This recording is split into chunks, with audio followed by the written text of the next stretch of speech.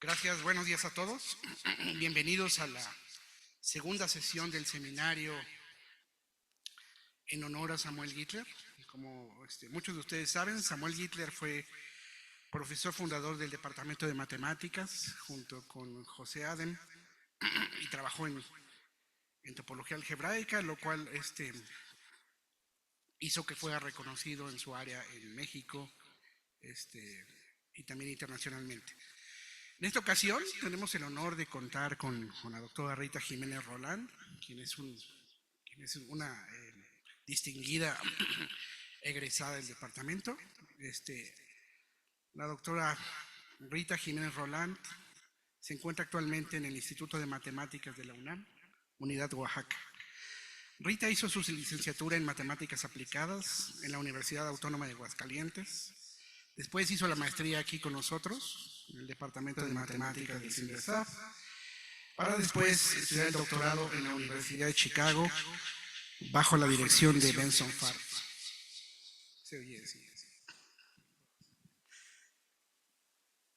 Bueno.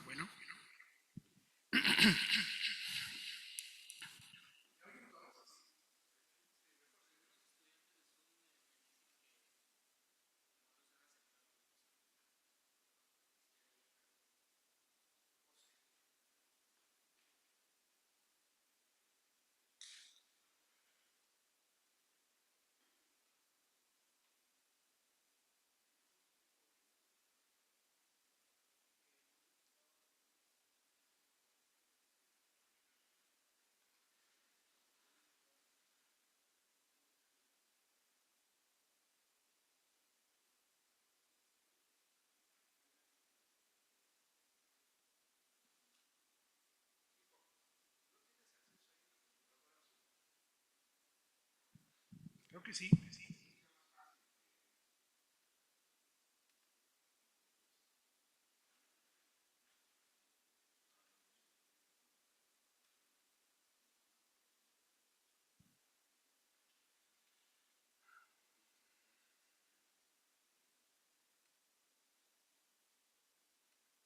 Pero no veo nadie que esté.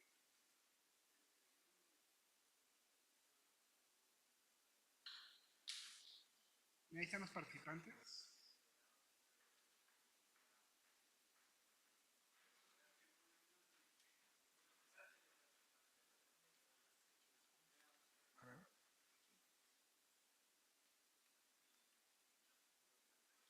¿Cómo veo los que están en No, no, no, no, no. A lo mejor ya entraron, Saúl.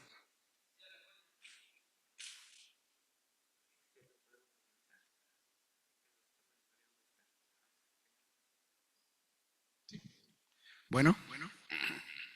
¿Se oye mejor? Muy bien, entonces continúo. El trabajo de investigación de la doctora Jiménez Roland es en topología algebraica, teoría geométrica de grupos, topología de bajas dimensiones y aplicaciones de la teoría de representaciones a problemas topológicos. Durante su trayectoria académica ha sido acreedora a varios reconocimientos, siendo uno de los últimos el Latin American IMSA Prize, otorgado por el Instituto de Ciencias Matemáticas de las Américas, para reconocer a jóvenes matemáticos. La plática de hoy va a ser sobre la clase de Euler del Mapping Class Group y sus potencias. Gracias. Hola, ¿sí se escucha bien?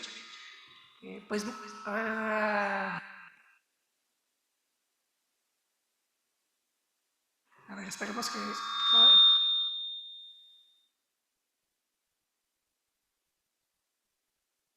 ¿Se escucha mejor? Sí, ok. Bueno, muchísimas gracias, Miguel, por la presentación y bueno, por la invitación. Y pues gracias a todos los asistentes, tanto presencial como en Zoom.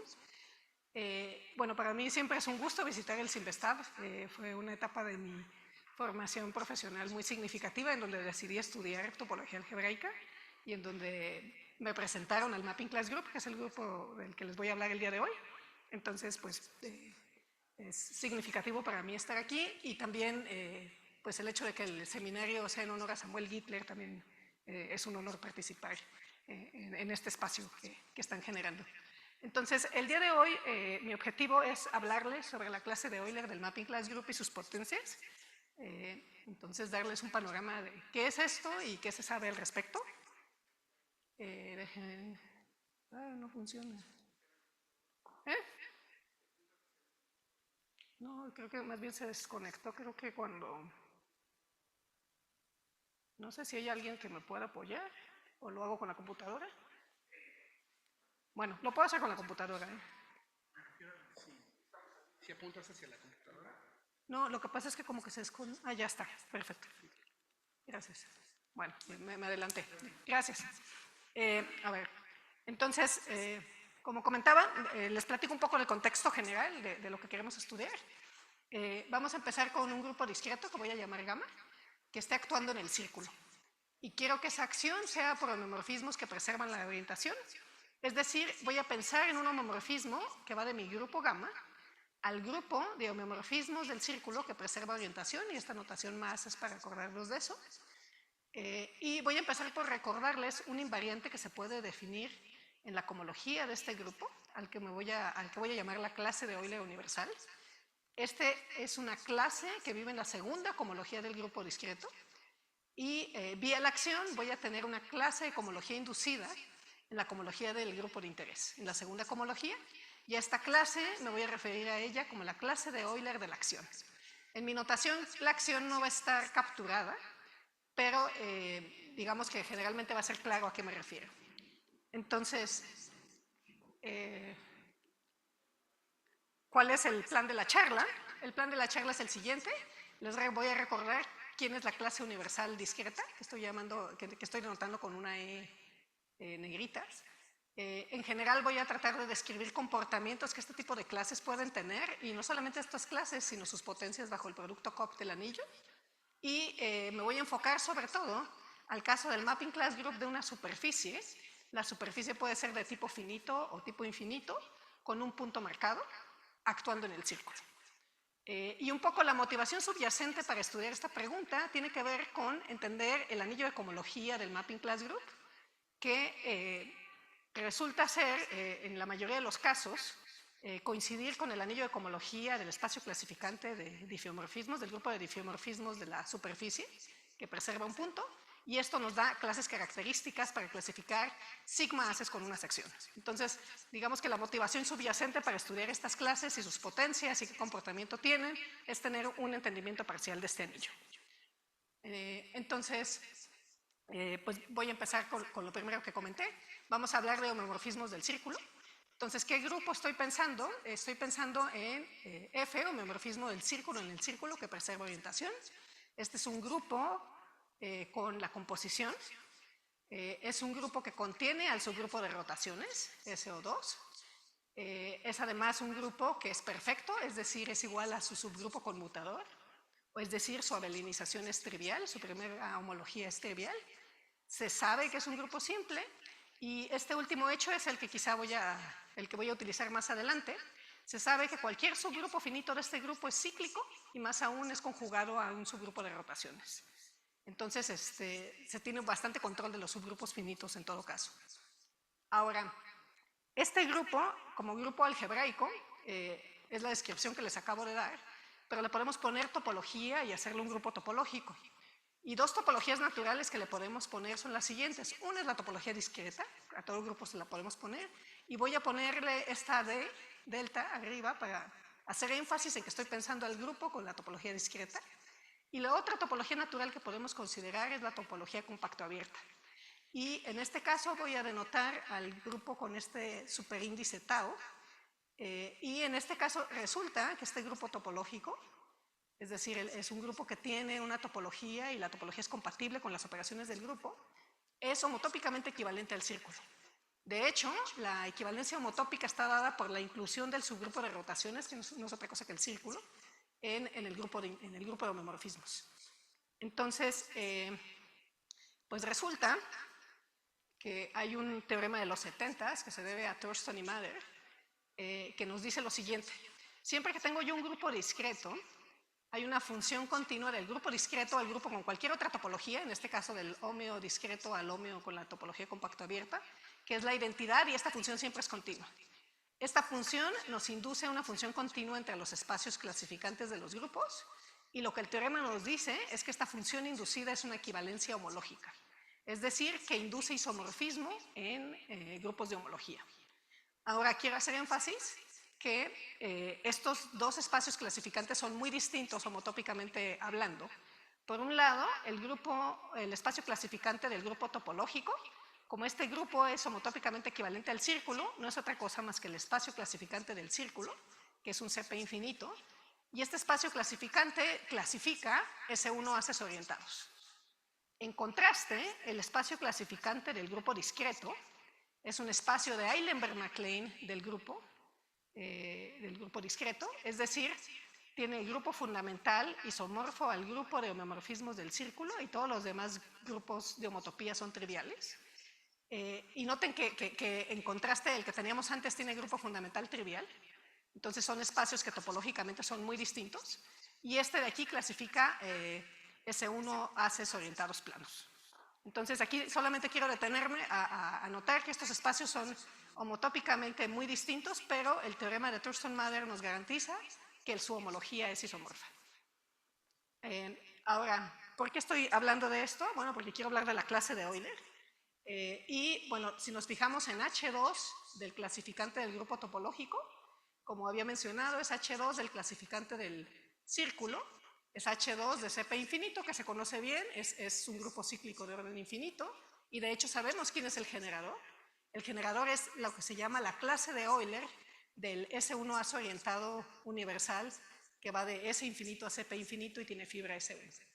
Entonces esta clase de Euler que estoy poniendo ahí con una tau es la clase que genera este grupo de homología, y más aún esta clase se sabe que genera el anillo de cohomología. O sea, el anillo de cohomología de esto se conoce bien, es un anillo generado por esta clase en grado 2. Ahora, usando el teorema de Mather-Thurston, que nos da la equivalencia en homología, y el teorema de coeficientes universales, en realidad tenemos un isomorfismo a nivel de anillos de cohomología. Es decir, la cohomología, el anillo de cohomología del espacio clasificante del grupo discreto es isomorfo a este anillo polinomial. Y la clase de Euler de la que estaba hablando al principio, que le estoy llamando la clase de Euler discreta, es la clase inducida por este isomorfismo. Y esta es la notación que voy a estar usando. En negritas es una clase de cohomología, en la segunda cohomología no trivial, de orden infinito, que vive en H2 del espacio clasificante del grupo discreto. Entonces, aquí hago un paréntesis y les recuerdo, o les menciono para quienes no estén familiarizados, dado un grupo discreto, la cohomología del grupo discreto se puede definir como la cohomología de su espacio clasificante o de su Eilenberg-MacLane con grupo fundamental del grupo. Hay en particular una interpretación muy concreta de la segunda cohomología del grupo, y está dado en términos de extensiones del grupo. Entonces, aquí les recuerdo una extensión del grupo por Z, va a ser una tríada compuesta por un grupo gamma gorrito, una proyección P y un generador específico T. Y están, digamos, estos relacionados con mi grupo de interés vía esta sucesión exacta corta. Entonces, aquí está el grupo gamma con el que empecé, aquí está el kernel Z, que es la extensión de gamma por Z, se define como este grupo gamma gorrito que cae en esta sucesión exacta corta que llamamos extensión, y hay un generador preferido a donde mandamos el generador de Z bajo la inclusión. Y decimos que esto es central si la imagen del Z dentro del gamma gorrito cae en el centro del grupo, y además decimos que esta extensión es SINDE si existe una sección de grupos, es decir, quiero un homomorfismo que vaya del grupo gamma al grupo gamma gorrito S, que sea un homomorfismo de grupos tal que cuando componga con P me regrese a la identidad. Entonces, siempre hay funciones, como esta es sobreyectiva, siempre hay una función en este sentido, pero no siempre es homomorfismo de grupo.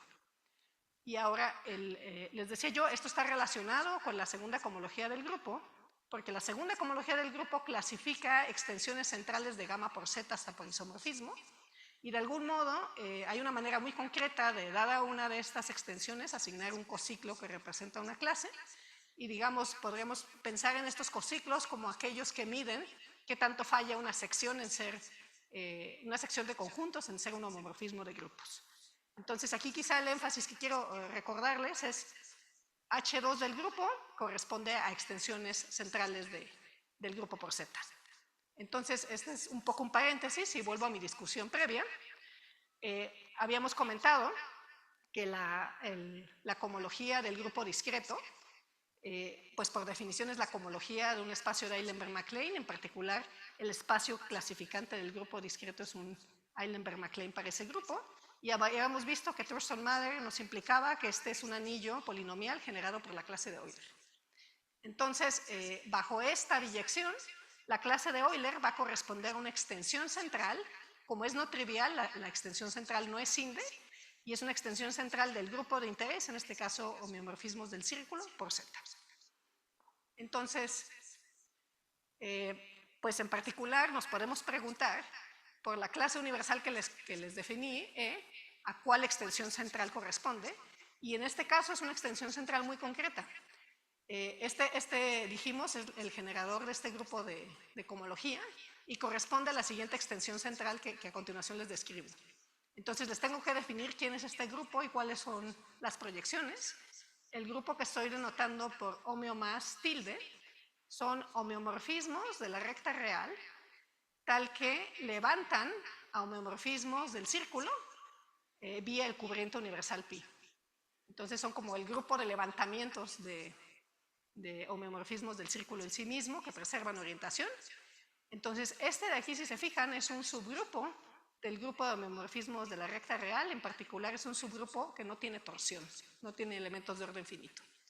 ¿Cuál es la proyección? Pues la proyección es a un levantamiento, lo mando a la función que levanté. ¿Y cuál es el kernel? Pues Z lo estoy identificando aquí con las traslaciones enteras. Noten que las traslaciones enteras, cuando las mando a esta proyección, proyectan a la identidad, por tanto ese es el kernel.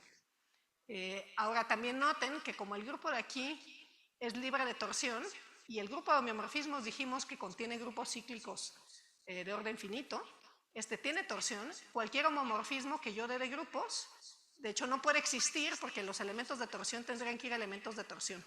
Entonces esto de aquí nos prueba que esta extensión central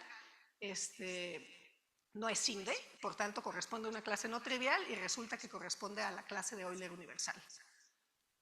Entonces, pues un poco recapitulando, habíamos dicho que la cohomología del grupo discreto, del grupo, es un anillo de polinomios generado por la clase de Euler universal. Entonces, de esta afirmación también se sigue, sabemos que esta clase corresponde a esta extensión, de esta afirmación también se sigue que si yo me fijo en las potencias de la clase de Euler universal, la enésima potencia ahora es una clase en la 2n cohomología, y estas potencias, dado que este es un anillo polinomial, pues se sigue que son clases no triviales y son clases libres de torsión, es decir, tienen orden infinito en H2n del grupo. Entonces, un poco contestando digamos que la motivación original de la charla, para el grupo de homeomorfismos del círculo, las clases de Euler, el comportamiento que tienen es la clase y sus potencias, todas son clases no triviales y todas tienen orden infinito. Entonces, con esto en mente, quiero pasar al contexto más general del que estaba hablando al principio, que es, tengo un grupo discreto actuando en el círculo, es decir, tengo un homomorfismo de mi grupo discreto al grupo de homomorfismos del círculo que preserva orientación, y recordemos, definimos la clase universal en H2 del grupo de homeomorfismos, y con esto induzco una clase, que es la clase de Euler de la acción, en la segunda cohomología de mi grupo de interés. Y por lo que comentamos anteriormente, esta clase corresponde a una cierta extensión central, y bueno, puede ser que es SINDA o no es SINDA, según si esta clase es trivial o no es trivial. Entonces, las preguntas subyacentes que vamos a estar explorando a lo largo de la charla es, ¿qué podemos decir sobre el comportamiento de esta clase de Euler para una acción dada y de sus potencias? Podemos afirmar que son triviales o no son triviales. Si son clases de torsión, podemos decir algo sobre su orden o podemos decir que son clases de orden infinito. Entonces, aquí ven algunos ejemplos, al menos para contrastar comportamientos que pueden suceder. Por ejemplo, si nuestro grupo de interés es un grupo libre, No importa cuál acción se tomen en S1, la clase de Euler siempre va a ser 0 por cuestiones obvias, porque el segundo grupo de cohomología del grupo libre es trivial. Entonces la clase necesariamente es 0, y en particular todas las potencias también son 0, y esto se cumple en particular para el grupo libre en un generador, que es Z, ¿no? Aquí hago un comentario, que hay una clase, otro invariante relacionado, que se llama la clase de Euler acotada, que puede no ser 0, de hecho corresponde al rotacional del generador, y bueno, es un invariante relacionado, pero no es el mismo. Entonces, por lo pronto estamos hablando de la clase de Euler en el sentido que les definí. Otra situación que podemos tener es que el grupo de interés sea el grupo fundamental de una superficie cerrada orientable de género G. Y en tal caso, otra vez, solamente por cuestiones de la naturaleza del grupo, cualquier homomorfismo que tengamos, cualquier acción que tengamos, nos va a dar una clase de Euler que vive en la segunda cohomología del grupo fundamental de la superficie, que sabemos que es Z. Entonces, esta clase de Euler podría ser trivial, y si no es trivial, sabemos que va a ser libre de torsión, simplemente porque sabemos que este grupo es Z. Lo que también sabemos es que el grupo fundamental de una superficie de género G no tiene más cohomología, entonces todas las potencias de estas clases de Euler van a ser triviales. Entonces aquí solamente lo que quiero destacar es que el comportamiento de estas clases es distinto al comportamiento en el caso universal. En el caso universal, las clases de Euler, vimos, todas las potencias sobreviven, todas las potencias son de orden infinito. En estos casos podría ser que la clase se muera desde el principio, o puede ser que la clase sobreviva en H2, pero las potencias sean triviales. Ahora, otro ejemplo que quiero destacar y que de hecho va a ser relevante para la discusión posterior es el siguiente. Tomen un grupo cíclico de orden finito, digamos M, por ejemplo, como sigue. Si ustedes se toman F, un homomorfismo del círculo en sí mismo que preserva orientación, y pensemos que es una rotación de orden M.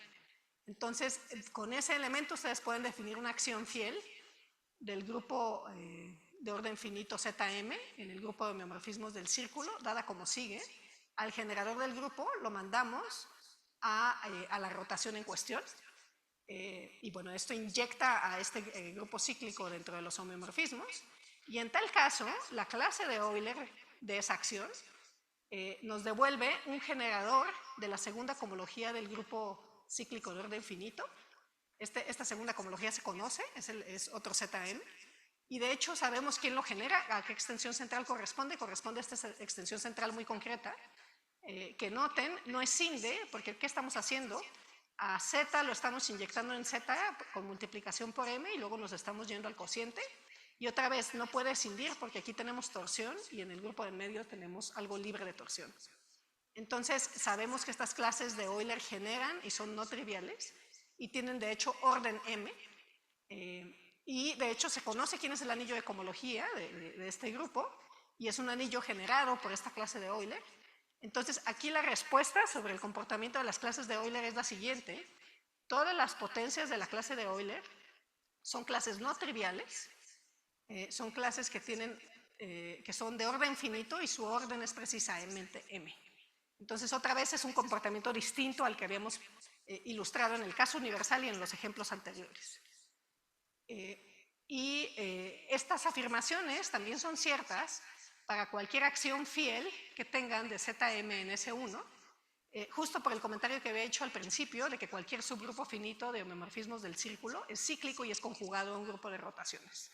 Entonces, la acción podría venir definida de otra manera, pero va a ser conjugada a una de estas, y por tanto las clases de Euler van a tener el mismo comportamiento. Ahora, un comportamiento similar tiene este grupo, que es un poco más complicado, que es el grupo SL2Z de matrices 2×2 con coeficientes enteros y determinante 1. Este grupo de hecho se sabe que es un producto amalgamado de grupos cíclicos finitos, y hay una acción natural de este grupo en R2 que induce una acción en los rayos de R2 que parametrizan un círculo. Y esta acción me define una clase de Euler que resulta también ser el generador de H2. H2 de este grupo se sabe que es un cíclico finito de orden 12, corresponde a una extensión central que no estoy describiendo, y más aún esta clase de Euler genera el anillo de cohomología. Entonces, en este contexto, para este grupo, tenemos un comportamiento muy similar al anterior, de hecho análogo, que todas las clases de Euler sobreviven, todas son de orden finito y todas son de orden 12. Y bueno, esto me da pie un poco a hablar de los grupos que me interesan, que son los Mapping Class Groups, porque SL2Z resulta ser un ejemplo de un Mapping Class Group. Entonces, les recuerdo la definición de Mapping Class Groups para aquellos que no estén familiarizados. Es el grupo en el que quiero poner atención en el resto de la charla.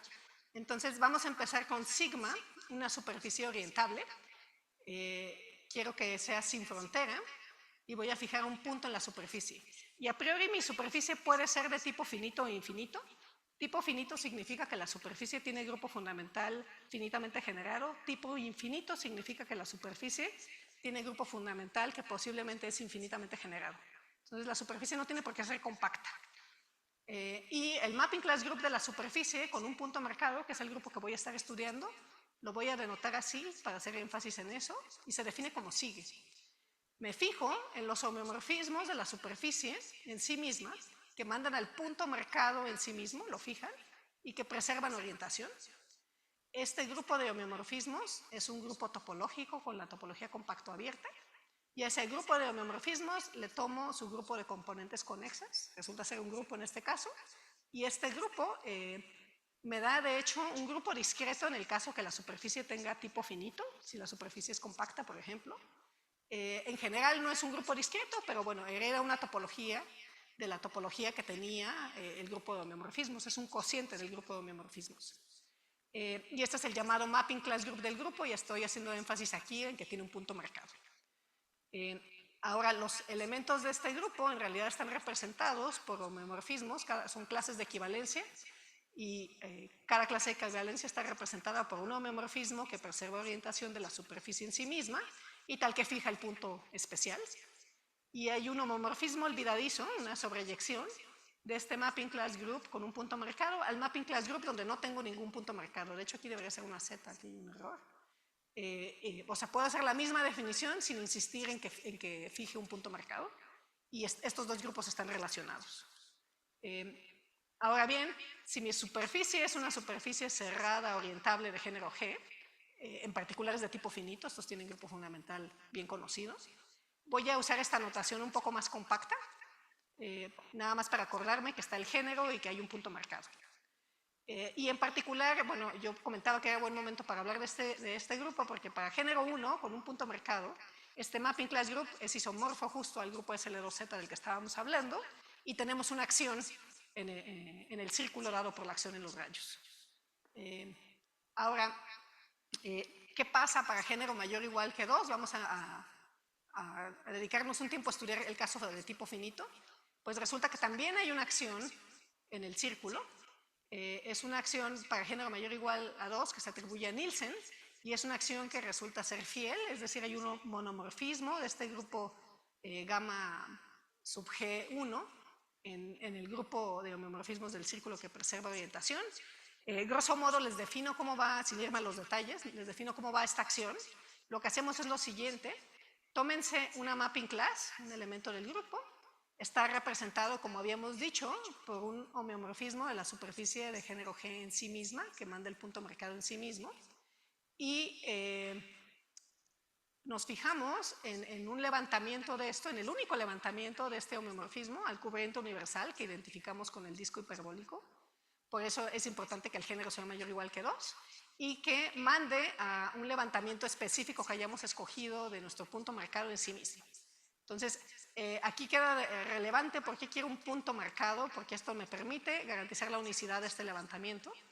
Y resulta que este levantamiento es una cuasisometría equivalente con respecto a la acción del grupo fundamental y eso es lo que nos permite extenderla de manera única a un homeomorfismo en la frontera del disco hiperbólico, que no es otra cosa más que el círculo. Entonces, bueno, aquí hay muchos detalles que revisar de por qué esto está bien definido, por qué esto es efectivamente un homeomorfismo, que esto no dependa del representante de la mapping class que tomé y que efectivamente sea un monomorfismo, pero todo eso puede verificarse. Y esta es la acción de Nielsen del Mapping Class Group del círculo. Ahora, yo les decía, las clases de Euler corresponden a extensiones centrales. Entonces, sobre esta clase de Euler, la clase de Euler justo es la inducida por esta acción. Entonces, estoy tomando el pullback de la clase universal al Mapping Class Group vía esta acción. Y bueno, se saben varias cosas. Esta clase es no trivial. Esta clase tiene orden infinito cuando el género es mayor o igual a 2 y corresponde a una extensión central que puedo describir de esta manera, digamos, bastante geométrica, que es la que sigue. Recuerden, la extensión central tiene aquí al grupo con el que empecé, el gamma G1, y el kernel es un Z. Y el grupo que estoy poniendo aquí en medio, no lo definí, pero es otro Mapping Class Group. Es el Mapping Class Group de una superficie orientable de género G con una componente frontera. Y cuando tenemos componentes fronteras, pedimos que los homomorfismos restrinjan a la identidad en la componente frontera. Y el homomorfismo que estoy definiendo de este grupo a este, para tener la sucesión exacta corta, está inducido por la siguiente inclusión. Tengo una superficie, dijimos, de género G con una componente frontera. Y esta de aquí la puedo ver como encajada en una superficie de género G con un punto marcado. O a veces la gente habla de hacer el capping de la superficie, que es como pegarle un disco ponchado a la componente frontera. Pero bueno, en realidad es esta inclusión. Y quiero inducir algo a nivel de grupos modulares, de Mapping Class Groups. Pues si yo tengo un homeomorfismo de esta superficie en sí misma que fija la componente frontera, puedo inducir un homeomorfismo de la superficie con el disco tapando la componente frontera que fija el punto, extendiendo solamente por la identidad de este disco que le estoy pegando, y esto me define una mapping class en este lado. Resulta que esto es sobreyectivo, y el kernel de esta sobreyección está dado por el giro de Den alrededor de esta componente frontera, que genera justo un Z, ¿no? Entonces esta es la extensión central, y de esta extensión central se puede ver que la clase de Euler es no trivial. Justo otra vez por lo mismo, el grupo que está aquí resulta que es libre de torsión y el grupo de aquí tiene torsión. Entonces no puede haber una escisión. Ahora bien, se saben más cosas sobre esta clase de Euler. La segunda cohomología del grupo ha sido calculada. Es un grupo libre abeliano en 2 generadores, y uno de los generadores es la clase de Euler. Y bueno, puedo comentar más cosas. De hecho, podemos hablar de una generalización de esta noción del Mapping Class Group para cuando tenemos más puntos marcados. Entonces, otra vez parto de una superficie orientable cerrada de género G. Tengo una colección de K puntos distinguidos en la superficie, y puedo hablar de lo que llamamos el Mapping Class Group puro de la superficie con K puntos marcados, y la generalización se parece a lo que teníamos antes. Estamos tomando homeomorfismos de la superficie en sí mismo que preservan orientación, y le estoy poniendo este P aquí para enfatizar que quiero que me mande esta colección de puntos en sí mismo, pero que me las mande puntualmente. O sea, Z1 va a ir a Z1, Z2 a Z2, etc. Otra vez tiene la topología compacto abierta, y le tomo el grupo de componentes conexas a esto, y este es el Mapping Class Group. Entonces, en este caso, las mapping classes de este grupo están representados por homeomorfismos de la superficie que preservan orientación y que me fijan a los puntos marcados puntualmente. Y como antes, tengo homomorfismos olvidadizos que van del grupo modular puro con K puntos marcados, y me puedo olvidar de todos los puntos salvo uno, y sobreyecto a uno de estos Mapping Class Groups con un solo punto marcado. Entonces, comento esto porque también se puede hablar de la clase de Euler en este caso. ¿Por qué? Pues porque tengo una acción de este grupo en el círculo como sigue. Si yo empiezo con el Mapping Class Group de la superficie de género G con K puntos marcados, puedo sobreyectar este Mapping Class Group con un solo punto marcado, y aquí tomar la acción de Nielsen que habíamos definido antes. Y esta composición me da una acción de mi grupo en el grupo de homomorfismos, en el círculo, perdón. Entonces, la clase de Euler, o la iésima clase de Euler, se define justo como la clase inducida por esta acción, y para cada punto marcado tengo una clase distinta. Y cada una de estas clases también corresponde a una extensión que se puede dar de manera muy explícita y que corresponde a hacer el capping que describí antes, pero alrededor del punto marcado de interés. Y en este caso también se conoce quién es H2, también es un grupo abeliano libre de rango K más 1, donde los generadores, las clases de Euler que acabo de definir, son generadores de orden infinito y son independientes. Entonces tengo un generador por cada punto marcado, y cada generador corresponde a una de estas acciones que estoy definiendo aquí. Sí. ¿Cuál? ¿Esta? Sí. Sí, esta Z no tiene que ver con los puntos marcados. De hecho, esta aparece, cuando no tienes puntos marcados, esta Z aparece ahí. Y viene una clase que es la gente le llama la clase kappa, y tiene que ver pues con otro aspecto del grupo.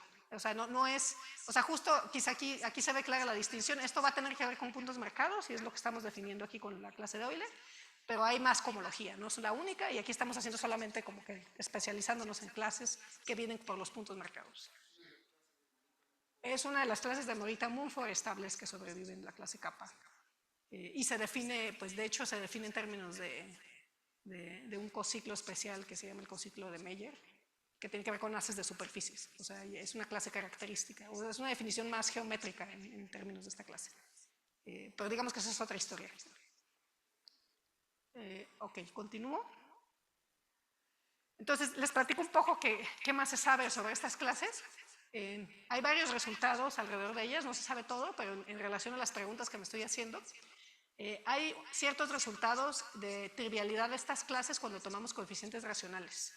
Primero, John Harrer probó en los 80s que el Mapping Class Group tiene dimensión cohomológica virtual, este numerito, y una de las consecuencias es que la cohomología racional del grupo es 0 cuando la dimensión o el grado cohomológico es mayor que la BCD. Entonces, en particular, todas las potencias que llegan a este rango van a ser 0 simplemente porque estos son 0, ¿no? Entonces, al menos racionalmente, las potencias eventualmente van a desvanecerse. Ahora, Loyenja probó que para cuando tienes un solo punto marcado, esto es cierto desde antes, es decir, a partir de la gésima potencia, estas clases son triviales. Entonces, no tenemos que irnos hasta la BCD, a partir de la gésima potencia ya racionalmente ya no aparecen. Y de hecho hay un resultado más general para más puntos marcados que pasa por el hecho de que la cohomología del Mapping Class Group con coeficientes racionales, cuando la superficie de género mayor o igual a 2, corresponde a la cohomología del espacio modular de superficies de Riemann de género G con K puntos marcados.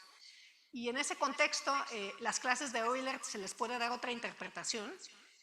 Son un tipo de clases que llaman tautológicas, que se conocen como las clases psi, y que se definen en el contexto de geometría algebraica como clases de la cohomología, de la compactificación de Deligne-Mumford, y estas se restringen y te dan clases justo de este lado, y esta es como una construcción alternativa a estas clases que las definen en este contexto. Y hago alusión a esto porque en realidad hay un resultado de Yonel, que prueba una conjetura de Getzler, que es mucho más general que lo que estamos usando aquí, y habla de que todos los monomios de grado G, de clases tautológicas, aquí se me fue una O, son triviales cuando se restringen a la cohomología del espacio modular. Entonces, en particular, este enunciado, que es mucho más general, implica que las potencias de estas clases psi, las potencias ghésimas, son específicamente un tipo de monomios de grado G, son triviales. Entonces, el resultado de Loyenja es cierto, o digamos que las potencias de las clases de Euler, para más puntos marcados, son 0, a partir de la gésima potencia cuando tenemos coeficientes racionales. Ahora, hay resultados de no trivialidad también. Estos hablan de que son triviales con coeficientes racionales y hay resultados de Morita que te garantizan que estas clases psi y sus potencias son no triviales en un cierto rango. Y eso básicamente lo dice en términos de la existencia de un monomorfismo de este anillo de polinomios en la cohomología el anillo de cohomología del Mapping Class Group puro con K puntos marcados, y esto se cumple en un cierto rango de la cohomología. Más aún, esto es con coeficientes racionales, pero hay un resultado del mismo estilo con coeficientes enteros de Bodenheimer y Tillman. Creo que el rango es un poco peor, pero que dice esencialmente lo mismo, y esto te habla de que las clases de Euler sobreviven y sus potencias también sobreviven en un cierto rango. Entonces, estas sobreviven y sobreviven como clases no triviales, libres de torsión. Entonces, un poco resumiendo estas dos afirmaciones, bueno, este panorama que les di, pero en términos de las clases que nos interesan, o sea, por un lado hay resultados que nos dicen que estas clases de Euler y sus potencias son triviales cuando el grado cohomológico es mayor o igual a G y tomamos coeficientes racionales. Y en contraste, hay resultados que nos hablan de que estas clases son no triviales y son independientes y son libres de torsión cuando estamos estamos tomando potencias menor o igual que G sobre 4. Entonces, un poco la pregunta que nos estamos haciendo nosotros es, ¿podemos decir algo más en los rangos que no están cubiertos por estas afirmaciones? Entonces, en esa dirección es parte del trabajo que quería presentar hoy, en colaboración con Solomon Jekyll de la Universidad de Northeastern, y es lo siguiente: cuando el género es mayor o igual a 1, las clases, las potencias de la clase de Euler, todas son no triviales, con coeficientes en z. Entonces, habíamos visto resultados de trivialidad con coeficientes en q, pero aquí la afirmación es que todas son no triviales, y los resultados de trivialidad con coeficientes en q nos dicen que a partir de la g-ésima potencia, estas clases van a ser clases de torsión, no trivial. Entonces, la siguiente pregunta es, ¿podemos decir algo sobre el orden de las clases a partir de la potencia g-ésima? Y nuestras afirmaciones siguientes tienen que ver con esto. Cuando n es mayor o igual a g, estas potencias estamos afirmando que sabemos que son no triviales y de torsión. Vamos a decir algo sobre su orden. En nuestra afirmación es que su orden es divisible por este número, por 4g por 2g más 1. Y en concreto, cuando nos fijamos en la potencia g-ésima, podemos decir un poco más. Podemos decir que el orden es divisible por un factor adicional. Entonces, quiero comentarles un poco más al respecto, y no sé cómo voy en tiempo porque pierdo la noción. Entonces, pues quizá el primer comentario es que las dos primeras afirmaciones de que son no triviales y de que el orden es divisible por estos factores es una consecuencia del hecho que el grupo el Mapping Class Group tiene elementos de torsión precisamente de orden 4G y de orden 2G más 1, bueno, en realidad de 4G más 2, pero el que nos interesa es el que es de orden 2G más 1. Entonces, bueno, aquí ilustré un poco cómo se ven los elementos de torsión en el caso de género 2. O sea, este elemento de 4G tiene que ver con la manera de interpretar a la superficie de género 2 como un polígono con 8 lados identificados, y esta es la rotación de orden 8. Pero también se puede interpretar a la superficie de género 2 como un polígono con 10 lados identificados de cierto modo, y este nos da un elemento de orden 10. Y esto se puede hacer para todas las superficies de género G y nos genera estos elementos de torsión. Y el segundo comentario que quiero hacer es que el factor 2G menos 1 que estamos obteniendo para la clase E a la G, esto necesita un argumento distinto, no proviene, al menos no directamente de elementos de torsión. Entonces, el argumento para probar las dos primeras afirmaciones es en realidad muy fácil, y se los platico en la siguiente diapositiva, y vuelve a las ideas que mencioné al principio. Entonces, nuestro grupo de interés esto de hecho aplica en general. Si tienen ustedes un grupo con una acción fiel en el círculo, y sabemos que nuestro grupo, supongamos que tiene elementos de torsión, que es el caso del Mapping Class Group, digamos elementos de torsión de orden M. Entonces, pues lo que queremos ver es lo siguiente: nos damos cuenta de que podemos agarrar la clase de Euler vía la acción con la que empezamos, inducimos la clase de Euler de la acción de mi grupo de interés. Entonces, la enésima potencia va a la enésima potencia, y después nos podemos ir a la cohomología del grupo cíclico de orden finito, y nos da, por el comentario que hicimos antes, nos da precisamente la clase de Euler de ese grupo, porque habíamos dicho que siempre que tengas una acción fiel del grupo de orden finito en el círculo, nos va a recuperar la clase de Euler. Y aquí la acción fiel que estamos considerando es justo la composición de esta inclusión con la acción fiel con que empezamos. Entonces, pues esto nos da básicamente la respuesta. ¿Por qué?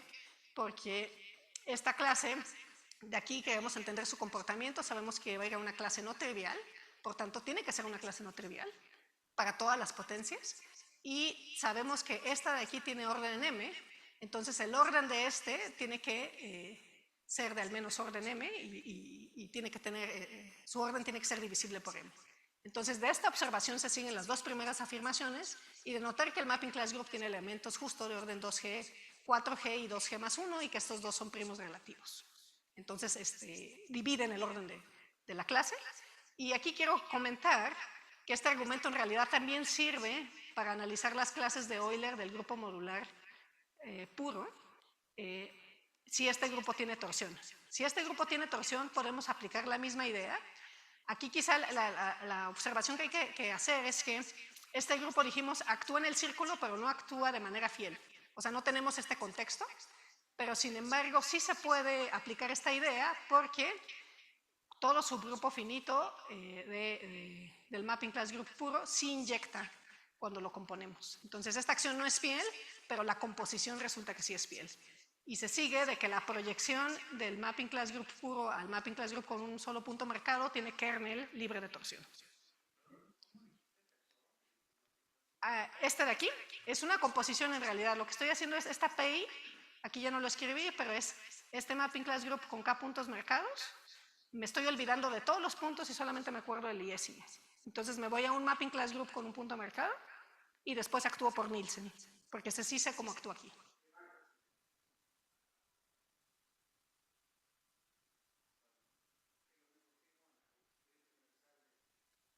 Sí, quizá aquí lo puedo escribir aprovechando que hay un pizarrón. A ver si.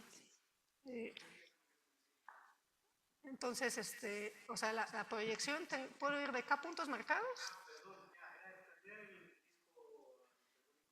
Esa acción. Entonces, quizá aquí nada más para terminar la idea, aquí me tengo que acordar solamente del iésimo puntos, aquí tenía K puntos y aquí solamente me acuerdo de uno, y pues de aquí en realidad es ¿no? Y actúa en el círculo, ¿no? Y aquí hay una acción fiel. Que es esta acción de Nielsen que levanta al. Entonces, aquí solamente la observación que estoy haciendo es que esta composición no es fiel, entonces no tengo la hipótesis que tengo al inicio, pero no importa, ¿por qué? Porque el kernel de esto, el kernel de PI es libre de torsión.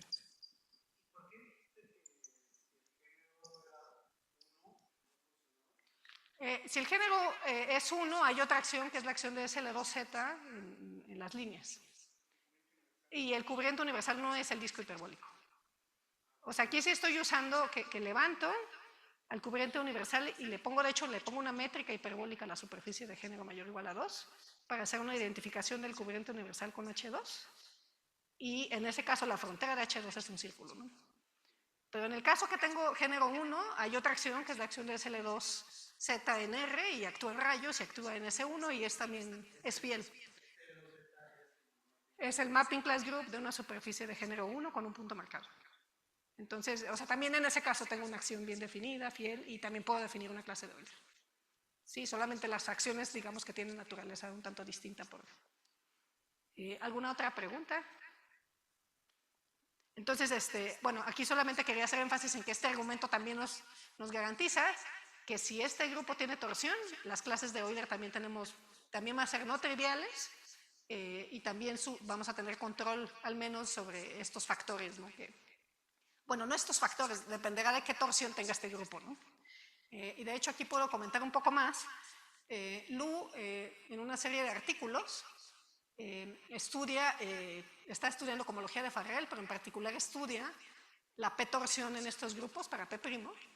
Y pues justo teniendo más información de la torsión, pues este argumento nos da más información sobre el orden de las clases de Euler. Entonces, quizá no comento todos, pero comento algunos de sus resultados. O sea, por ejemplo, él prueba que cuando el género de la superficie es P-1 y P es un número primo, este grupo siempre tiene P-torsión.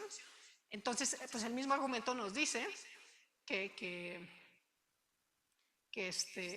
las clases van a tener un orden, un múltiplo de los que teníamos antes y además de este G más 1, ¿no? Porque este va a ser relativamente primo con los de acá, ¿no? Entonces, digamos que todos dividen al orden del grupo y es el mismo argumento, básicamente. Y bueno, para condiciones en que el número de puntos marcados está, digamos, acotado por este número y el género es 2 y 3, también da cálculos explícitos de qué torsión tienen y el mismo argumento nos dice cosas sobre la torsión de las clases. Y quizá para contrastar, estos grupos no siempre tienen torsión. Una vez que tienes suficientes puntos marcados, estos grupos son libres de torsión. Entonces aquí el comportamiento de las clases va a ser distinto porque cuando el grupo se vuelve libre de torsión se sabe que la cohomología se vuelve cero a partir de este rango, entonces las clases en este caso no van a sobrevivir. Entonces, digamos que todos estos argumentos sí dependen de saber o de conocer que mi grupo tenga torsión no trivial y si es posible, qué tipo de torsión tiene. Ahora, quería hacer también un comentario. Creo que tengo 10 minutos, ¿está bien? ¿O más o menos? Quería hacer también un comentario del otro factor que mencioné para la clase, la Gésima potencia. Este factor no viene de la torsión, o sea, no se puede usar el mismo argumento. Y digamos, factor necesita un argumento más, digamos, sutil, de un cálculo de homología y cohomología de grupos, en realidad. Y se utilizan ideas muy clásicas de una acción, te da un complejo doble, te permite construir sucesiones espectrales para converger a la homología del grupo. La cosa es que estos grupos son complicados, entonces el análisis así completo no podemos hacerlo, pero lo que hacemos es, como que en este tipo de argumentos, seguir el comportamiento de la clase de Euler o de las potencias y tratar de decir algo sobre esa clase específica, no sobre toda la sucesión espectral. Entonces, primero vemos que universalmente podemos obtener un cociclo que nos represente el doble de la clase de Euler, un 2n cociclo, bueno, de la clase de Euler, de la enésima potencia de la clase de Euler, y lo que hacemos es que vía la acción de Nielsen y una acción un poco modificada por cuestiones técnicas, podemos fijarnos en el 2n cociclo inducido en el mapping class group y construir una cadena dual a ese cociclo. Y un poco la idea que tenemos es, bueno, el cociclo nos representa una clase en la cohomología y nos interesa saber si esa clase es de torsión o no. Entonces el teorema de coeficientes universales nos dice, pues si esa clase va a home es porque la clase era libre de torsión, si esa clase viene de ext es porque la clase era de torsión. Entonces, que esté en el término home o en el término ext depende de si la cadena dual que estamos construyendo puede levantar en el complejo total del complejo doble en el que estamos trabajando a un ciclo o si hay una obstrucción para que esto pueda suceder. Entonces, si hay una obstrucción, esta obstrucción nos va a definir una clase en el término ext. Si no hay una obstrucción, este ciclo nos va a permitir definir algo en el término home. Entonces, al final se reduce a, para el caso n igual a g, encontrar una obstrucción a poder levantar esta cadena y que esta obstrucción nos determine un subgrupo cíclico finito en la homología de grado 2g-1, que es la que aparece aquí en el término ext, y poder acotar el orden de este subgrupo cíclico de manera tal que aquí aparece el factor que nos está apareciendo en nuestro cálculo de torsión. Entonces, digamos que este argumento pues, es más sofisticado y bueno, en particular, bueno, tenemos interés en saber si este argumento nos puede dar otros factores en el orden y en ver si con esta, digamos, alternativa ext-home podemos de algún modo argumentar que las clases, las potencias son libres de torsión cuando n es menor que g. O sea, este es un argumento para hablar de que la clase en grado g es torsión porque hay una obstrucción para levantar el ciclo, pero nos preguntamos si cuando el n es menor que g, digamos que podemos probar que estas clases sí viven en el término home. Pero bueno, eso digamos que está todavía en discusión, no sabemos si el argumento puede extenderse a ese contexto. Y quizá en lo que me queda de tiempo, quisiera hacer como un comentario sobre trabajo en progreso que tenemos alrededor de estas preguntas para un contexto de superficies que son de tipo infinito. Ahora, las superficies de tipo infinito, al menos yo tiene poco tiempo que pienso en ellas, pero hay todo un grupo, en México en particular, de gente que piensa en ellas y en sus mapping class groups. Quizá han ido a charlas de Big Mapping Class Groups y tienen es como todo otro universo. O sea, hay ideas muy comunes, pero también hay cosas muy distintas. Y bueno, justo les recuerdo, una superficie de tipo infinito es una superficie con grupo fundamental que no es finitamente generado. Y quizá para tener un par de ejemplos en mente, una de ellas es el que la gente llama el monstruo del lago Ness. O sea, hay varias maneras de representar esta y una se parece a la imagen del monstruo del lago Ness. De hecho, hay gente que debía haber puesto una imagen más simpática, ¿no? Pero bueno, los invito a dibujarlo como un monstruo del lago Ness. Tiene género infinito, o sea, este va a tener un grupo fundamental que no es finitamente generado. Y tiene lo que se dice un solo fin, una sola manera de escapar al infinito. Pero pues otro tipo de ejemplos se construyen con una superficie compacta y removiéndole un Cantor de puntos. Noten que si remuevo un número finito de puntos, la superficie tampoco es compacta, pero sí es de tipo finito porque su grupo fundamental sigue siendo finitamente generado. Pero si remuevo una cantidad infinita o un Cantor, por ejemplo, ya tengo un grupo fundamental que no es finitamente generado.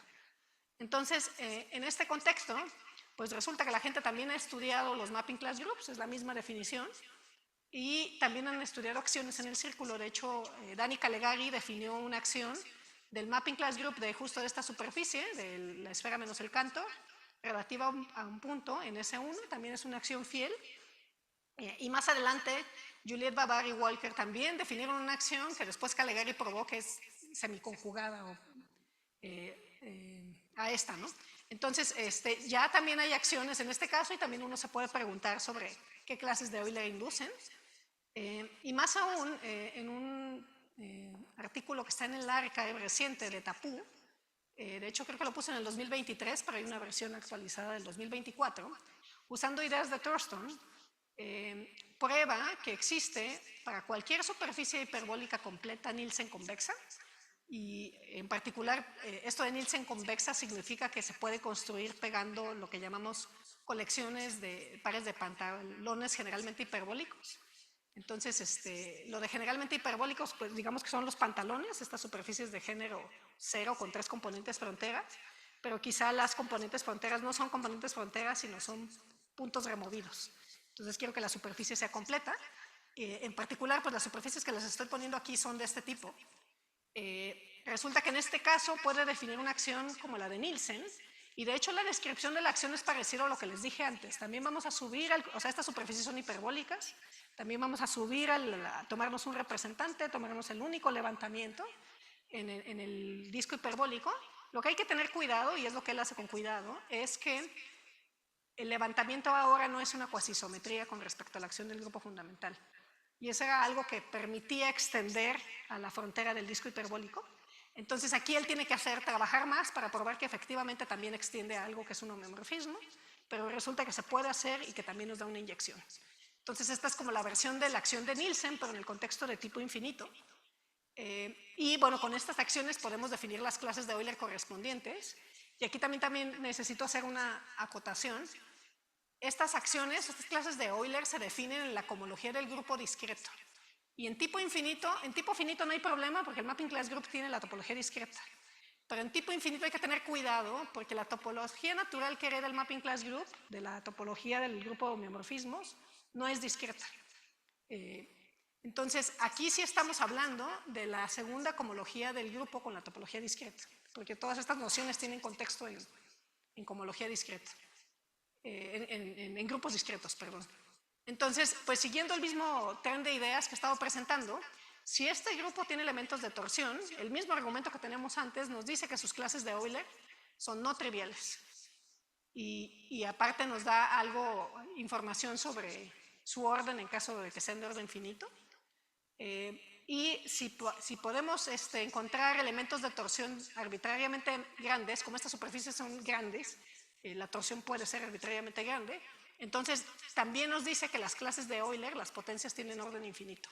Entonces aquí hay algunos ejemplos donde este es el caso, los invito a jugar con ellas y a encontrar elementos de orden arbitrario. Entonces una es la que ya había aparecido antes, que es de esfera menos el cantor.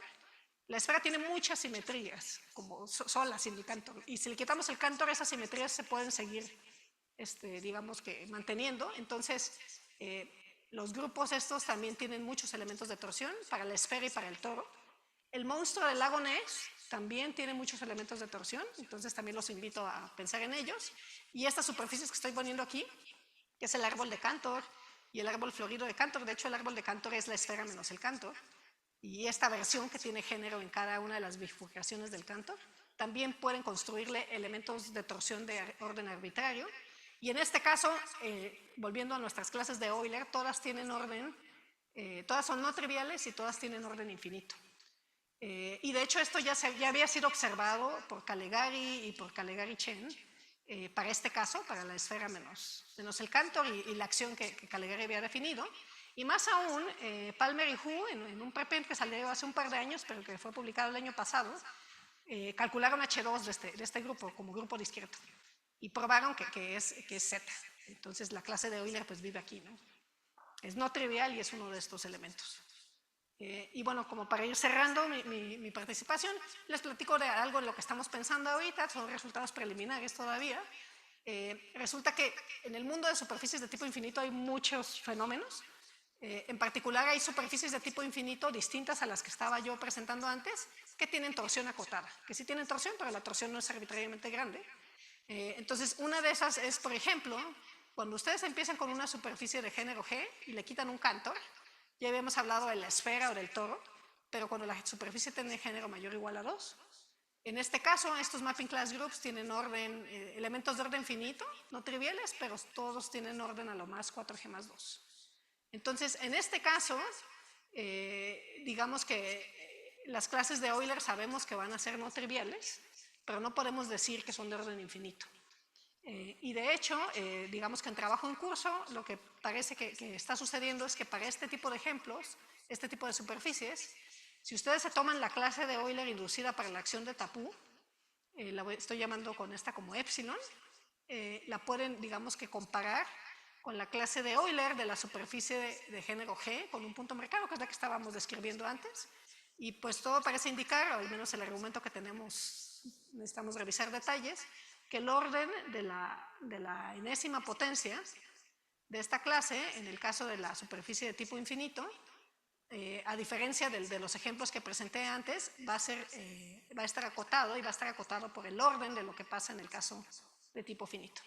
Entonces, este es un poco las ideas que ahora estamos pensando con Mauricio Bustamante de la Católica de Chile e Israel Morales de la Universidad de la Frontera, y creo que más o menos estoy en el tiempo permitido y me despido con esto. Muchas gracias.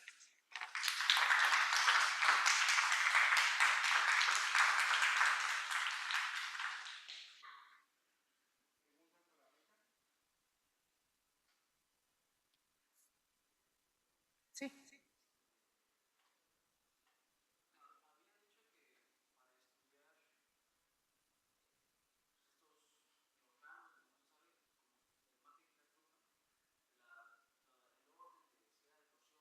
Ajá.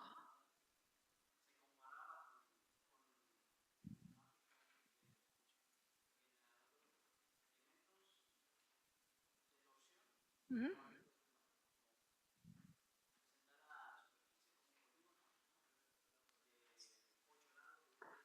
Uh -huh. O sea, esas figuras que puse ahí, digamos que mi intención era enfatizar que para cuando la superficie tiene género G y tiene un punto marcado, su mapping class group tiene elementos de torsión. Entonces, lo que quise ilustrar con esos polígonos es cómo la torsión del mapping class group, digamos, tiene que ver con estas simetrías que tiene la superficie. Entonces, en ese caso, el hecho de que la superficie de género, en este caso la que puse de género 2, se pueda representar como un polígono de 8 lados con identificaciones, como que te está indicando que la superficie tiene una simetría natural de orden 8, que resulta que te da un elemento de orden 8 en el mapping class group. El giro de Den, si la curva cerrada simple alrededor de que te lo tomas es esencial, te genera un elemento en el mapping class group de orden infinito. Entonces, la manera en que estoy argumentando aquí depende de que el elemento sea de torsión. Entonces, el giro de Den no es de torsión, no puedes usarlo. Entonces, en realidad aquí las cotas, y de hecho por eso los resultados de Lu son relevantes, porque él hizo un análisis muy cuidadoso, creo que es ella, ¿verdad, Lu? Ella hizo un análisis muy cuidadoso de qué torsión tienen los mapping class group puros, al menos para ciertos géneros, cuando es primo, cuando es de género bajo, y pues su análisis te permite decir, ah, mira, el grupo tiene torsión de tal orden y esto se traduce en algo sobre la clase de Euler, ¿no? Pero si tu elemento no tiene torsión, no, estos argumentos no sirven, ¿no? Y quizá, bueno, volviendo al resultado que tengo con Solomon, ahí hay un factor que no estamos encontrando con torsión de ese orden, estamos haciendo otro tipo de análisis. Y la otra pregunta que es igual algo natural, ¿no? Si consideramos ahora homeomorfismos del círculo que no preserven la orientación, ¿se pueden hacer cosas similares con mapping class group de superficies no orientables? No sé, la verdad no sé si hay algo parecido a la clase de Euler en ese contexto. No lo he pensado. Y no sé si hay una acción o sea, probablemente sí hay una acción. O sea, yo creo que la acción de Nielsen quizás sí se pueda extender o sea, sí te dé una acción en el círculo, pero que ahora no preserva orientación, porque los argumentos dependen de que levantas al disco hiperbólico, que es una cuasisometría, y eso debe ser cierto en el caso no orientable. Pero aquí, digamos que todo parte de que en el contexto universal, en este caso en el grupo de homeomorfismos del círculo que preserva orientación, sí tengo esta clase de Euler. Y no sé si si el grupo de homeomorfismos completo tenga algún tipo de invariante de ese tipo, o a lo mejor no vive en H2, vive en otro grado. A lo mejor en coeficientes F2, no he pensado en ese contexto. Quizá. Igual y le voy a decir a Néstor si nos ponemos a jugar con esa idea. Todo lo que suena no orientable voy y le pregunto a ella. Gracias. Ajá. Creo que era que si G, ¿cómo era? G entre 4, si era, él era menor que eso. Ajá, quiero lo de Bodenheimer y Tillman, sí me parece. Eran de Tors, eran las que eran de No, son no triviales, son libres de torsión torsión. y son independientes, porque ellos prueban que el anillo Z con las clases estas psi, digamos que hay un monomorfismo de anillos de ese anillo en el anillo de cohomología del mapping class group puro, en ese rango. Entonces, además de que son no triviales y libres de torsión, las clases estas son independientes. O sea, un poco lo que pasaba en H2, que yo les decía que tienen un factor, o sea, cada una genera un Z, ¿no? En H2. En este caso, hasta ese rango también sucede eso. Ah, ok. ¿Y ustedes trabajan en alguno de estos rangos? Porque daría, ¿cómo era? Que si era racional y n era mayor o igual que el género, se morían, ¿no? Sí, entonces, o sea, lo que nosotros estamos diciendo, bueno, ya sabemos por ese resultado que arriba de dimensión G son tienen que ser torsión y son no triviales. Entonces quisiéramos saber algo sobre la torsión y por ahí es donde estamos trabajando. Y sospechamos que la potencia Gésima es como que el punto en el que va a haber un cambio de comportamiento, en que se van a volver torsión, que es lo que la cohomología racional está viendo, y que antes de eso deberían de ser también libres como Bodenheimer y Tillman prueban, pero no tenemos un argumento para probar eso, y la gente hasta donde sé no se sabe. O sea, hay ahí como un lapso en el que no se sabe si son torsión, se sabe que son no triviales, pero no sabemos si son torsión o no, porque los argumentos de cohomología racional no dicen nada, y necesitaríamos otra manera de detectar si son torsión o si son de orden infinito. Y ahí es donde pues potencialmente quisiéramos ver si el tipo de argumentos que tenemos puede usarse para probar que son libres de torsión, es lo que pensamos, pero la verdad yo no tengo una buena, pues es una corazonada, creo que no tengo un buen argumento para él. Y otra cosa, ¿puedes definir todo esto para difeomorfismos en lugar de homeomorfismos? Sí, de hecho hemos estado trabajando con Mauricio Bustamante, y Mauricio Bustamante viene más como de pensar en geometría diferencial y topología diferencial en realidad. Y a él le gustan mucho los argumentos con difeomorfismos. Entonces, pues el mapping class group se puede definir, al menos para tipo finito, se puede definir con difeomorfismos en lugar de homeomorfismos. O sea, los grupos no son los mismos, pero cuando te tomas los cocientes resulta que son los mismos. Y eso es muy útil y eso es dimensión 2. O sea, te vas a otras dimensiones y eso no es cierto. Pero en dimensión 2 eso es muy útil porque te permite, cuando conviene, trabajar con difeomorfismos en lugar de homeomorfismos. Entonces, parte de la discusión que hemos tenido con Mauricio, necesitamos escribirlo con cuidado, porque como que no está escrito con tipo infinito, y es que es como relativamente nuevo el interés que la gente ha tenido en estudiar este tipo de invariantes en tipo infinito. Es que varias de las afirmaciones que son ciertas en tipo finito también son ciertas en tipo infinito. Y pues parece ser que el mapping class group en ese contexto también se puede definir, o sea, lo mismo es cierto, que con difeomorfismos en lugar de homeos, nada más que hay que tener más cuidado porque resultados clásicos son para superficies compactas, ¿no? Y aquí estamos trabajando con Lo defines superficies. igual como pi0. Pi0 del grupo de difeomorfismos que preserva orientación y fija un punto. O sea, cuando te tomas el pi0 resulta que sí son isomorfos. Y pues sí, eso te da herramientas. De hecho, no lo mencioné, pero la manera en que estamos atacando este último resultado, en realidad es tratando de pensar a la clase de Euler en términos de una construcción con difeomorfismos. Entonces, parte de realmente lo que nos falta, parece que sí tenemos un argumento, lo que nos falta es probar que es la misma clase en realidad. O sea, quizá esto estoy mintiendo, o sea, no es la clase de Euler, es otra, que parece que también satisface esto, pero que se define en términos de difeomorfismos y no de homeomorfismo. no con la acción de Nielsen. Sospechamos que debe ser la misma clase, pero no hemos logrado encontrar un argumento. Sí.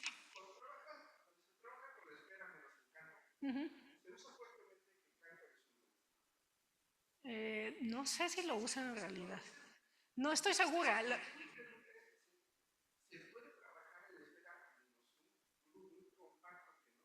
Sí, sí, sí, sí. O sea, las superficies de tipo infinito también están clasificadas, hay un teorema de clasificación. Y los invariantes que las clasifican, a ver si recuerdo bien, o sea, digo, en tipo finito el invariante es el género, el número de componentes frontera y la orientabilidad. En tipo infinito hay más invariantes, de hecho son un mundo, y los invariantes son el género, y el género puede ser infinito, son el número de componentes fronteras, que también podrían ser infinitos, la orientabilidad, pero hay distintos, para el caso no orientable, hay como distintos tipos de no orientabilidad, hay como 4 tipos que hay que tener cuidado. Y el otro ingrediente importante es lo que llaman el espacio de fines. Y el espacio de fines son estas maneras de escapar a infinito, en este caso son los puntos del Cantor que le estoy quitando. Entonces, el espacio de fines de hecho tiene una topología, y dentro del espacio de fines hay un subespacio que le llaman el espacio de fines acumulados por género. Entonces, algo como el monstruo del lago Ness es un espacio de fines en donde se acumula el género. Pero los del Cantor son espacios donde no hay género, le llaman fines planos. Entonces, se tiene que hacer una distinción en cuáles fines tienen género y cuáles no. Y en el contexto no orientable, se tiene que hacer cuáles son acumulados por género no orientable y cuáles no. Y o sea, ahí hay como una serie como de sutilezas. Pero justo lo